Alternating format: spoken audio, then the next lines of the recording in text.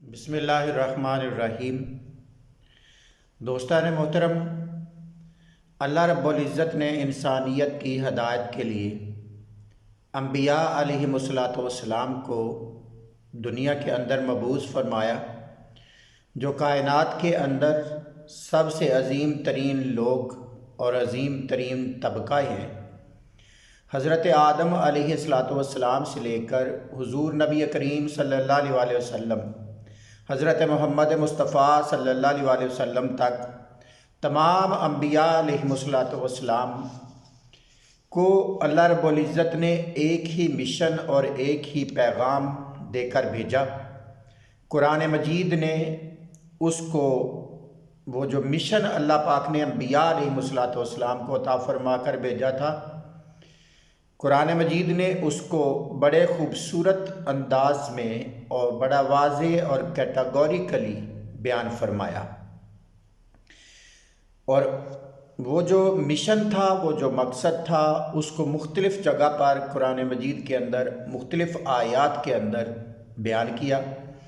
آج میں آپ سے ایک آیت کریمہ اس حوالے سے شیئر کرنا چاہتا ہوں کہ اللہ رب العزت نے تمام انبیاء علیہم السلام کو جو حکم فرمایا وہ کیا تھا۔ اللہ پاک فرماتے ہیں، اعوذ باللہ من الشیطان الرجیم، بسم اللہ الرحمن الرحیم، وَجَعَلْنَاهُمْ أَئِمَّةً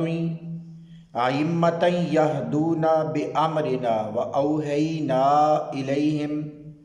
فِعْلَ الْخَيْرَاتِ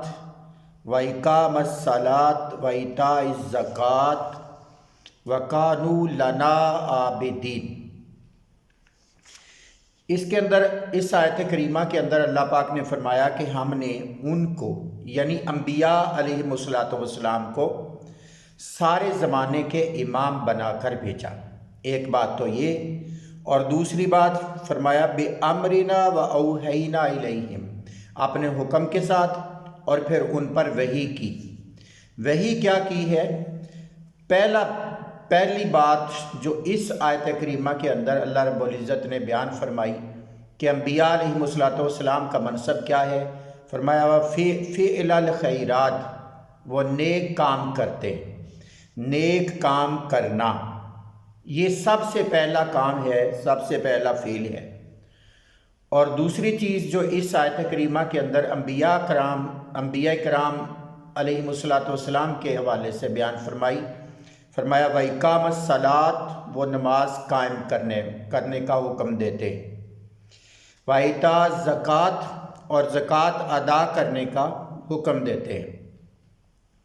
اور اللہ پاک نے ان کو حکم دیا کہ آپ اچھے کام کرتے رہنا، نماز کے نظام کو قائم کرنا اور زکوٰۃ کے نظام کو قائم کرنا، وَكَانُوا لَنَا عَابِدِينَ، اور ہمارے بندوں میں، ہماری بندگی میں لگے رہنا۔ یہ جو چار چیزیں اللہ رب العزت نے انبیاء علیہم السلام کو فرمائی، اور ان کے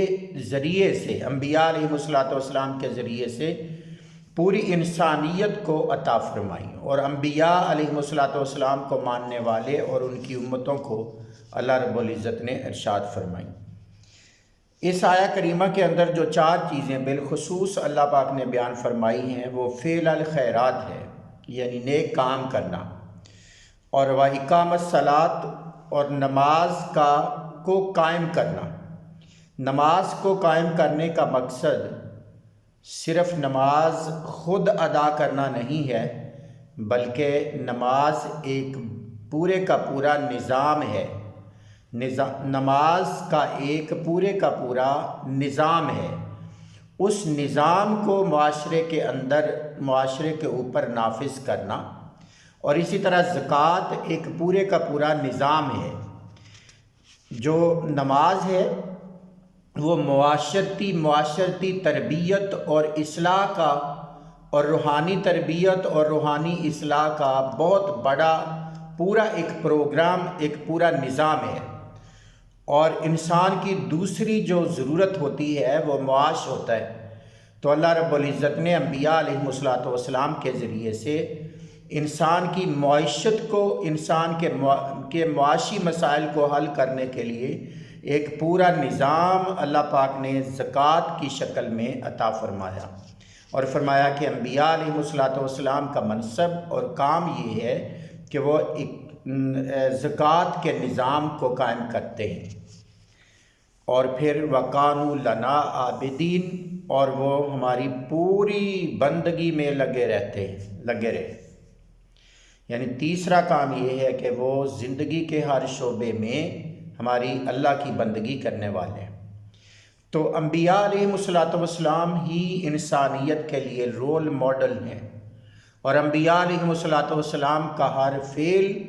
انسانیت کے لیے رول ماڈل ہے۔ انبیاء علیہ والسلام کو جو کچھ اللہ پاک نے حکم ارشاد فرمایا، اس سارے حکم کا مقصد یہ ہے کہ انسانیت انبیاء علیہ والسلام کو فالو کرے، ان کی اتباع کرے۔ جو ان کی اتباع کرے گا وہ فلاح اور کامیابی اور کامرانی پا لے گا۔ تو ہمارے لیے اس آیہ کریمہ کے اندر اللہ پاک نے میسج اور پیغام یہ دیا ہے کہ میرے انبیاء علیہ والسلام کی سب سے بڑی سنت یہ ہے کہ وہ ہمیشہ نیکی پر نیک فعل الخیرات کرنے والے ہیں، اور وہ ہمیشہ تمام انبیاء علیہ والسلام نظام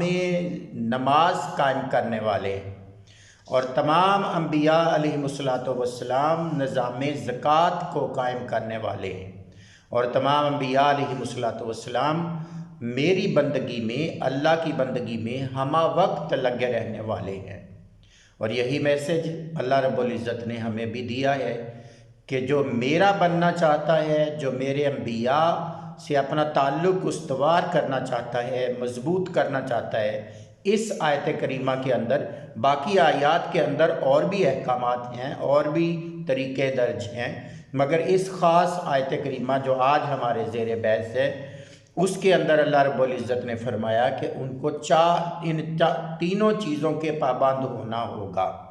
ایک تو فعل الخیرات والی زندگی بنانا ہوگی، نظام سارے کا سارا قامت صلاۃ کو دیکھ کر زندگی کا نظام قائم کرنا ہوگا، اور نظام زکوٰۃ کو فالو کر کے زندگی کا نظام قائم کرنا ہوگا،